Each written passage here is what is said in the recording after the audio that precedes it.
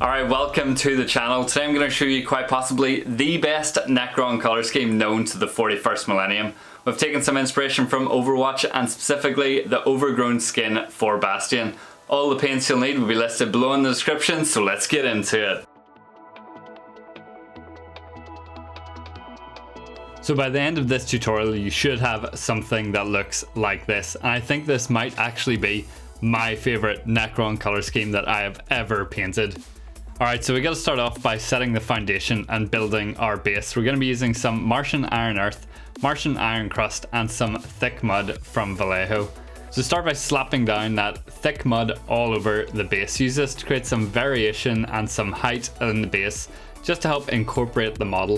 You can use some old battered brush for this or a hobby tool, whatever your preference is, and then we're just gonna drop some general sand and rocks over it just to add some variation. Then taking our Martian Iron Crust, we're just going to apply this to select parts of our Necron. So I'm just going to add some to the shoulder, maybe to the arm, maybe to the leg. So this just gives the impression that our Necron's been sitting about during the Great Sleep and almost been reclaimed by the earth. So we're going to do the same with the Iron Earth, just again applying that to different parts of our Necron.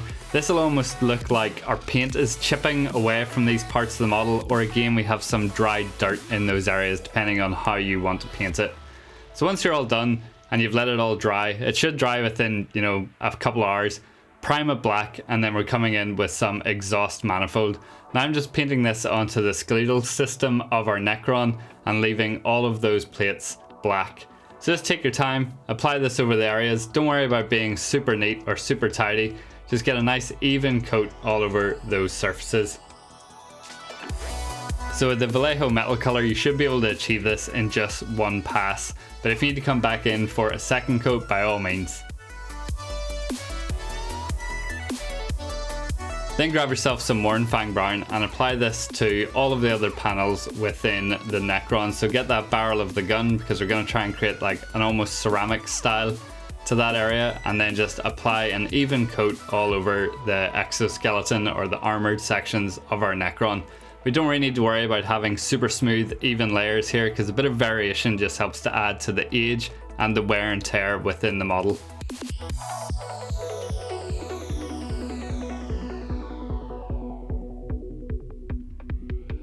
And then apply a nice even coat of this all over the base.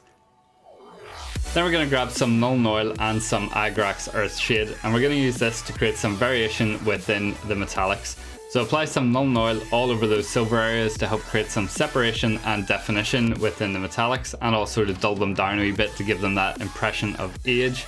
And then grab some Agrax Earthshade and fire that all over the browns that you just laid down. This will again help to create some definition within the armor panels, but also help to accentuate those Iron Earths and Iron Crusts that we applied earlier. We're going to use some XV88 and some Tallarn sand to help build up those armor panels in our Necron. So we're going to start off with a mix of XV88 and Mournfang brown and just start to apply some rough highlights all over those armored sections.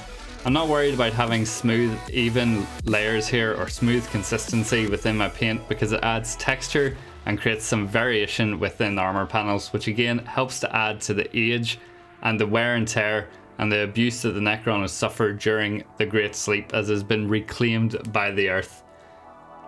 So you can see I'm almost applying this in kind of like a mottled approach, bit of stippling, bit of layering, just really slapping it on, helping to pick out some of those cracks and details that we added to our model during the preparation phase. I'm then going to repeat this process using some XV88. Again, we don't need to worry about smooth, consistent layers here. We're just getting the paint down, creating that detail, creating that mottled sort of effect within the armor, that damage, wear and tear.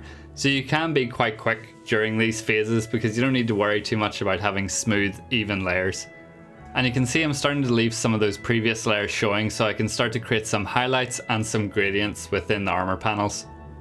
So anywhere where I have some thick deposits of the Martian Iron Earth or the impression of mud, I've just been leaving that Mournfang brown for now. And you can see I'm using the XV88 to sort of pick out that cracking in the armor that we developed with that Martian Iron Earth. And then we're using smooth, even coats over the barrel of the gun. This just gives you some textural differences between different materials and different components within the model, just helping to make it a wee bit more interesting. Adding some Tallarn sand into the Exfoliate, I'm using this to sort of pick out the most prominent details within the panels, helping to accentuate that cracking we developed with the iron earth, and then also picking out some of those bullet wounds and divots within the armor plates. We're also starting to build some edge highlights across the armor panels as well to create some more separation and distinction within the model. And again, we want to create that smooth surface over the gun to create that differential between the two materials. Then coming in with some Tallarn sand, we want to create some more focus and definition around the chest, upper body and the face.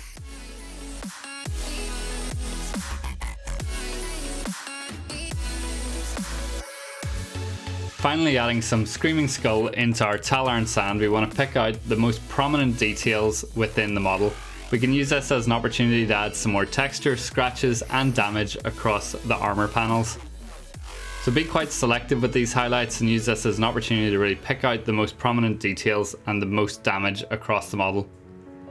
I've even come in here with a smaller brush so I can be more precise with where I place my stipples and my lines. And use this mix to create a nice strong edge highlight down the barrel of the gun, and do the same on the back as well. Now we got to build up those colours within the lighting and within the weaponry of our Necron. So we're going to use some Huldra Blue, some Sotek Green and some Heike Yellow along with some Zinc White. Begin by applying a nice even layer of Huldra Blue over the blades and tubing attached to the gun. This may take a couple of passes to build up a nice even foundation. Thin your Huldra Blue down a wee bit and apply it into the recesses of the power coil and down the barrel of the gun. You don't need to worry about this being perfect. Any overspill we can just say is like OSL or part of a glow effect.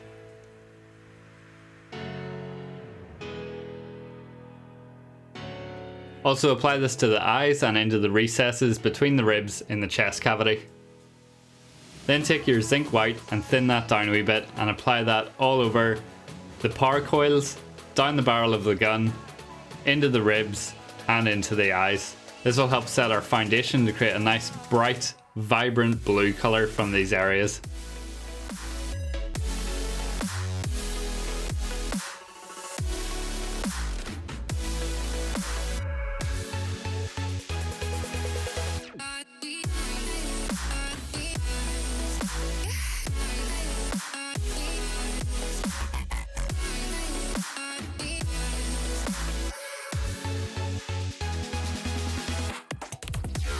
Taking a mix of Heike Yellow and Sotek Green, we want to create this nice vibrant, almost sky blue, lightning blue-esque colour and thin that down and then apply it over the sections that we just painted white. This will create a nice vibrant, strong blue that we can use as our glow effect or to create that lighting effect within our weaponry and within our Necron.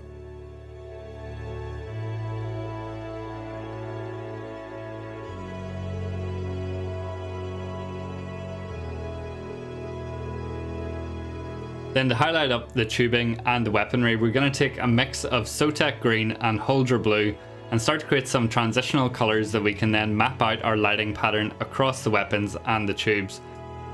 We're going to create this almost like non-metallic metal effect within the weaponry to sort of give that classic energy weapon look to our Necrons.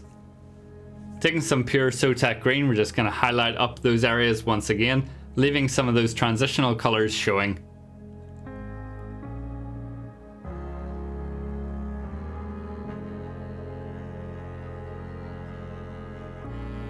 Again, anything that I'm doing to the front of the weapon here, I'm doing on the back with the same highlight pattern. Adding some Heike Yellow into our Sotek Green again, we're going to start to build up those highlights and start to make it more pronounced. Again, we'll be coming back in and smoothing out those transitions, so don't worry if anything's rough at the minute, we'll be tidying that up afterwards. We also want to take this opportunity to highlight up those energy balls within the weapon, along with the power coils, and add some quick highlights to the eyes. And then repeat this step with some pure Heike Yellow, leaving some of the previous mix showing. When it comes to smoothing out the blades, we pretty much want to work in reverse from our highlight colours. Starting off with some Sotek green, thin that down to a glaze consistency and work from your brightest colours towards your darkest colours. This will just help to soften out that transition. Repeat this process with the Huldra blue. Again, working from the lighter colours towards the darker colours. To create some additional contrast in these areas, we're going to come back in with the mix of our Heike yellow and Sotek green to add some additional edge highlights within these components. We're just looking to maximize that contrast to really sell that energy effect or non-metallic effect within the weaponry. Now you can spend as long as you like smoothing out these surfaces until you're happy with them and until you're happy with your gradients. And you should end up with something that looks a bit like this. So we're just going to hit a couple more details. We've got some Heike yellow mixed with the Abaddon black just to highlight up some of the tubing and cabling within our Necron. Get those parts between the ribs and in the belly as well, if your model has them. And then we're going to grab some fiery orange, or any equivalent bright orange will work. Mix that with some Mournfang brown and apply it over any tubes that are hanging down from your Necron's belly along with that symbol on the chest, and then quickly highlight those up with some pure fiery orange.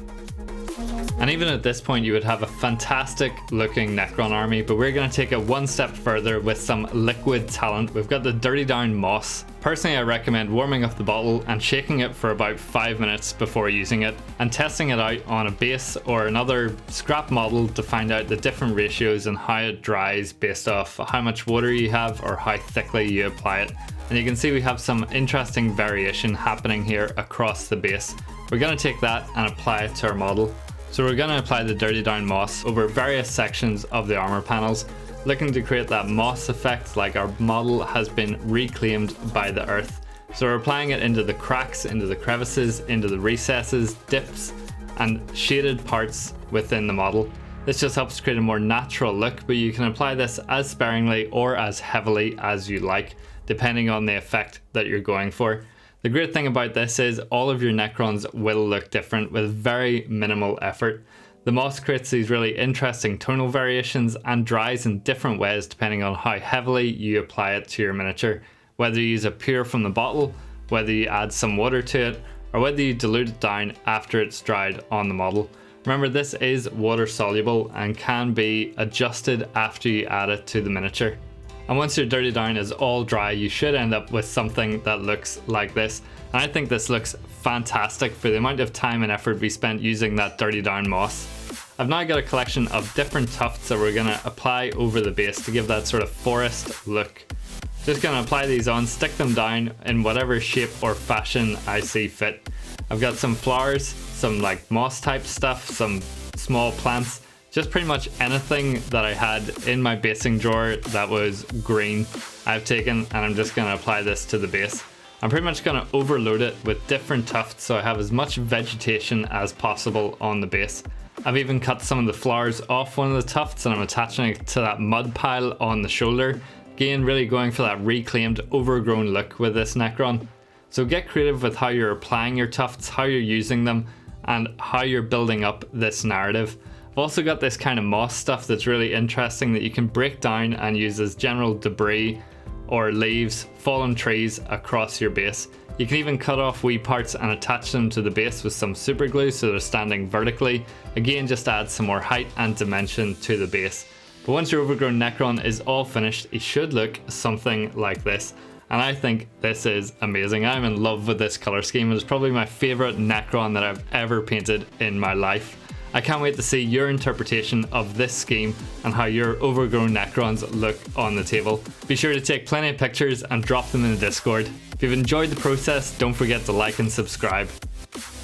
Hopefully you found that useful. If you have any comments, questions or suggestions for future videos, please drop them below in the comments. And if you want to take your painting to the next level, I have a Patreon that's focused around feedback and coaching. You also get access to exclusive guides and content. If you want to show me what you've been working on or what you've been using these videos for, please head over to the Discord and drop some pics into the whips or the completed projects. I would love to see what you've been doing. Just want to say thank you again for watching, and I'll catch you at the next one. All links can be found below in the description, and don't forget to like and subscribe.